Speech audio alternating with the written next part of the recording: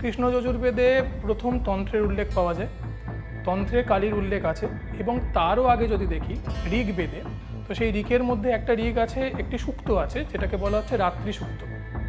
তো যখন আমরা সপ্তশতী চণ্ডী পাঠ করি, তো রাত্রি সূক্ত পাঠ করে তবে সপ্তশতী চণ্ডী পাঠ করা শুরু হয়। সেখানে সেই রাত্রি সূক্ততে মুনি ঋষিরা বলে যাচ্ছেন যে দিন হচ্ছে উজ্জ্বল, দেখতে পাই আমরা, রাত্রি হচ্ছে কালো, অন্ধকার, সেই অন্ধকারের অধিষ্ঠাত্রী দেবী হচ্ছেন কালী। তো কালী এই ওয়ার্ডটাকে যদি আমি ডেসক্রাইব করি একটুখানি, কালী মানে হচ্ছে কালের কলঙ্কত্রী।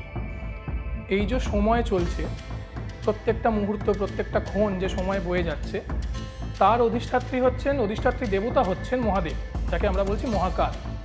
মহাকালকে কলন করছেন যিনি, মহাকালকে কলন, এই শব্দটা খুব একটু আনন্যাচারাল লাগছে, কলন মানে গিলে খাচ্ছেন, তিনি হচ্ছেন মহাকালী, মানে সময়কে যিনি গ্রাস করে নেন।